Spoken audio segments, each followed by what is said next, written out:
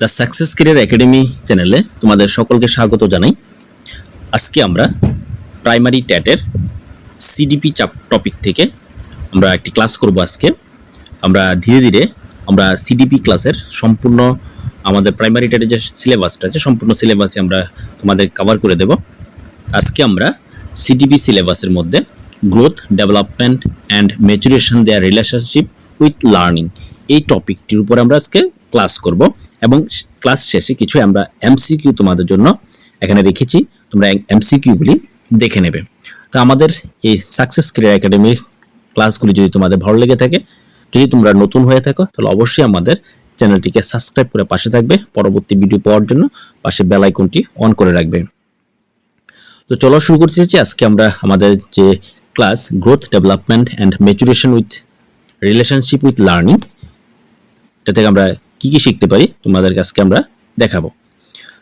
আমাদের সিডিপি একটি খুব ইম্পর্টেন্ট, প্রাইমারি টেটের জন্য খুব ইম্পর্টেন্ট একটি টপিক, যেটা থেকে অনেক কোশ্চেন আসে পরীক্ষাতে। তোমরা প্রিভিয়াস ইয়ারের কোশ্চেনগুলি দেখলে বুঝতে পারবে যে অনেক কোশ্চেনই কিন্তু আমাদের সিডিপি টপিক থেকে আসে।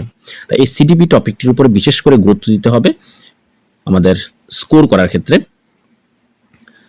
তার জন্য আমাদের সাকসেস ক্যারিয়ার একাডেমিতে তোমাদের সিডিপি ক্লাস সম্পূর্ণটাই করানো হবে সিলেবাস অনুসারে, এবং পাশাপাশি অন্যান্য সাবজেক্টের ক্লাসগুলিও তোমরা পাবে। ম্যাথমেটিক্স, বিশেষ করে ম্যাথমেটিক্স, ইভিএস এবং বেঙ্গলি সাবজেক্টের ক্লাসগুলি তোমরা দেখতে পাবে। প্রত্যেকটা প্লেলিস্ট থেকে তোমরা এগুলি পেয়ে যাবে। এখন আজকে আমরা শুরু করব। প্রথমেই গ্রোথ কি এটা আমরা প্রথমে জানবো। গ্রোথ মিন্স বৃদ্ধি। বৃদ্ধি বলতে আমরা কি বুঝি? বৃদ্ধি হলো শারীরবৃত্তীয় এবং কাঠামোগত পরিবর্তন। অন্যভাবে যদি আমরা বলতে পারি, দেহের উচ্চতা ও ওজন বেড়ে যাওয়াকে আমরা বৃদ্ধি বলি।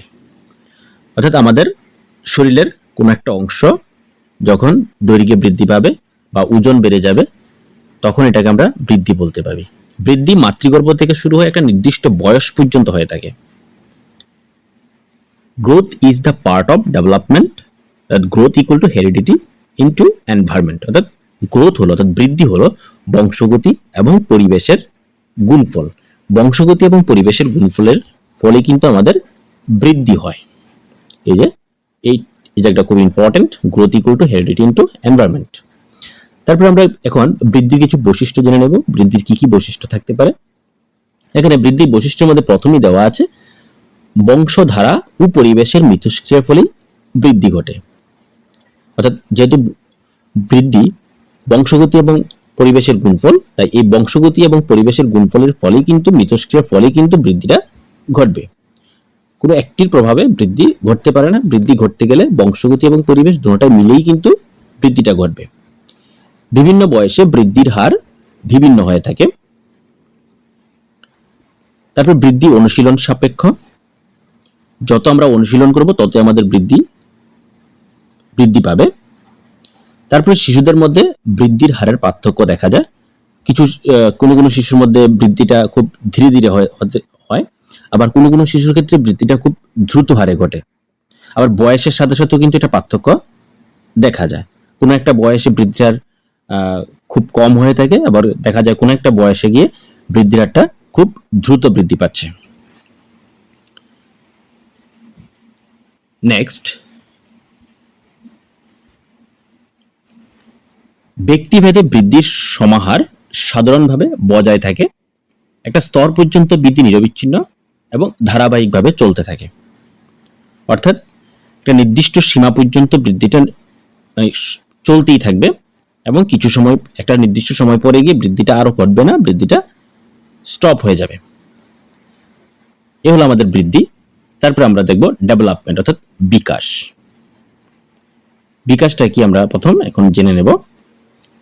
বিকাশ হলো পরিমাণগত এবং গুণগত পরিবর্তন যা বৃদ্ধির সাথে সামঞ্জস্য রেখেই চলে। বিকাশ নিয়ম অনুযায়ী সুষম এবং ক্রমোন্নত পরিবর্তন। অর্থাৎ ক্রমোন্নত মানে হলো ক্রমশ উন্নতির দিকে যাবে। ব্যক্তির বিকাশ মাতৃগর্ভ থেকে শুরু হয়ে মৃত্যুতে গিয়ে শেষ হয়। অর্থাৎ বিকাশ জীবনব্যাপী একটি প্রক্রিয়া, এটা কোনোদিনও থামবে না, এটা কন্টিনিউ চলতে থাকবে। আমরা মৃত্যু পর্যন্ত বিকাশটা চলতে থাকে। ডেভেলপমেন্ট ইকুয়াল টু পরিবেশের মিথস্ক্রিয়ার ফল। বিকাশের এবার বৈশিষ্ট্যটিগুলি জেনে নেব। বিকাশ পরিবর্তন ঘটায়, তারপর শিখনের ফলে বিকাশ ঘটে। বিকাশ একটি নিরবিচ্ছিন্ন প্রক্রিয়া, ব্যক্তির বিভিন্ন বিকাশ পারস্পরিক সম্পর্কযুক্ত। বিকাশ সামগ্রিক থেকে বিশেষের দিকে ঘটে থাকে। তারপর আরো কিছু বৈশিষ্ট্য, বিকাশে লিঙ্গগত পার্থক্য দেখা যায়, বিকাশে ব্যক্তিগত পার্থক্য দেখা যায়, বিকাশ অবিচ্ছিন্ন প্রক্রিয়া, তারপরে বিকাশ সংযোজনশীল, বিকাশের সামঞ্জস্য বজায় রেখে চলে, বিকাশ সাধারণ দিক থেকে বিশেষের দিকে অগ্রসর হয়, বিকাশ একটি জটিল প্রক্রিয়া, বিকাশ ঐক্য বজায় রাখে, বিকাশ স্বাতন্ত্রতা বজায় রেখে চলে এবং বিকাশ বংশগত এবং পরিবেশের মিথস্ক্রিয়ার ফলে ঘটে।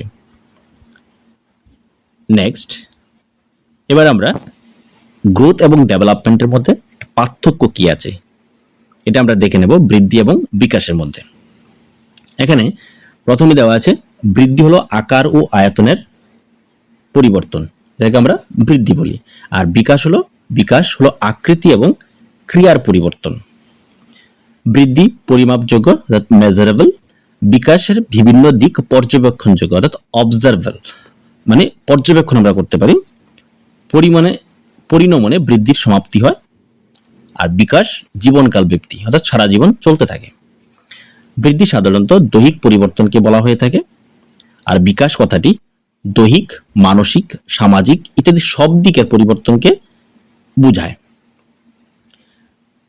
বৃদ্ধি পরিমাণগত পরিবর্তন আর বিকাশ হলো গুণগত পরিবর্তন। এ হলো আমাদের বৃদ্ধি এবং বিকাশের মধ্যে পার্থক্য। এই বৃদ্ধি এবং বিকাশের যে পার্থক্যগুলি আছে, এই পার্থক্যগুলির মধ্যে থেকে কিন্তু আমাদের কোশ্চেন আসে, তাই এই পার্থক্যটা কিন্তু ভালো করে তোমরা লক্ষ্য করবে। নেক্সট, ম্যাচুরেশন অর্থাৎ পরিণমন। যে প্রক্রিয়ার মাধ্যমে শিশুর কার্যক্রম ক্ষমতা বৃদ্ধি পায় তাকে পরিণমন বা ম্যাচুরেশন বলে। মনোবিদ বার্নার্ড বলেছেন, maturation is the biological process. এটা একটা বায়োলজিক্যাল প্রসেস। এ হলো আমাদের গ্রোথ, ডেভেলপমেন্ট অ্যান্ড ম্যাচুরেশন। এখন এই টপিকের উপরে কিছু আমরা এমসিকিউ আলোচনা করব। এখানে প্রথম যে এমসিকিউটি দেওয়া আছে, গ্রোথ কি হবে? এখানে চারটা অপশন দেওয়া আছে। প্রথমে H+D, এখানে H বলতে হেরিডিটি, ডি মানে ডেভেলপমেন্ট। তাহলে H+D হবে নাকি বি নাম্বার অপশন H×D হবে, নাকি C/A/B বোথ হবে, নাকি কোনোটাই হবে না? এখানে আনসার হবে বি, H×D অর্থাৎ হেরিডিটি ইন্টু এনভায়রনমেন্ট। আমরা জানি, আমরা পড়েছি, গ্রোথ হলো অর্থাৎ বৃদ্ধি হলো বংশগতি এবং পরিবেশের গুণফল, অর্থাৎ হেরিডিটি ইন্টু ডেভেলপমেন্ট। এটা হলো প্রথম আমাদের এমসিকিউ গেল। নেক্সট, বিকাশ কি? প্রথম যে অপশনগুলি দেওয়া আছে, পরিমাণগত পরিবর্তন, গুণগত পরিবর্তন, পরিমাণগত ও গুণগত উভয় পরিবর্তন, তাহলে কোনটা হবে? তাহলে বিকাশ একটি গুণগত পরিবর্তন, কারণ পরিমাণগত পরিবর্তনের মধ্যে আমরা পড়েছি বৃদ্ধি একটি পরিমাণগত পরিবর্তন, আর বি নাম্বার গুণগত পরিবর্তন হলো বিকাশ। তাহলে আমাদের এখানে বি নাম্বার অপশনটা হবে সঠিক। 3 নাম্বার, পরিণমন হলো এটি কি জৈবিক প্রক্রিয়া, নাকি মানসিক প্রক্রিয়া, নাকি সামাজিক প্রক্রিয়া, নাকি উপরে সবগুলি হবে? পরিণমন হলো একটি জৈবিক প্রক্রিয়া। আমরা পড়েছিলাম পরিণমন একটি বায়োলজিক্যাল প্রসেস অর্থাৎ জৈবিক প্রক্রিয়া। তারপরে বিকাশ বলতে সামাজিক বিকাশের কথা বুঝিয়েছে, মানসিক বিকাশের কথা বুঝিয়েছে, দৈহিক বিকাশের কথা বুঝিয়েছে, নাকি উপরের সবগুলি সঠিক? এখানে বিকাশ বলতে উপরের সবগুলি সঠিক, অর্থাৎ সামাজিক, মানসিক, দৈহিক সবগুলির বিকাশের কথাই বুঝিয়েছে। এখন বৃদ্ধি, 5 নাম্বার, বৃদ্ধি হলো জীবনব্যাপী প্রক্রিয়া, নির্দিষ্ট বয়স পর্যন্ত হয়ে থাকে, 2 থেকে 19 বছর বয়স পর্যন্ত, নাকি কোনোটি নয়? এখানে বৃদ্ধি আমরা পড়েছি নির্দিষ্ট বয়স পর্যন্ত হয়ে থাকে, অর্থাৎ বি নাম্বারটা হবে সঠিক আনসার। আর জীবনব্যাপী প্রক্রিয়া যেটা, এটা হলো বিকাশ হলো জীবনব্যাপী প্রক্রিয়া, এটা আমরা বিকাশ বলবো, বিকাশকে আমরা জীবনব্যাপী প্রক্রিয়া বলে থাকি। Next, 6 number, maturation is the biological process, এই কথাটি কে বলেছেন?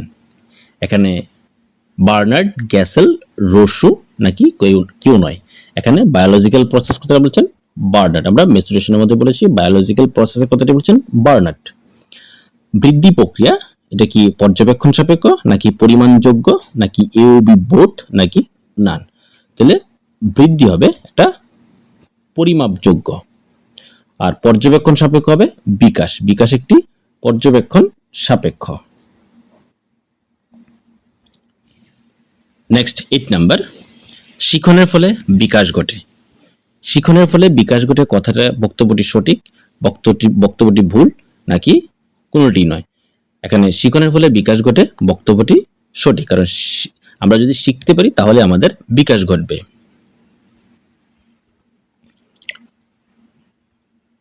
তারপরে 9 নাম্বার কোশ্চেন,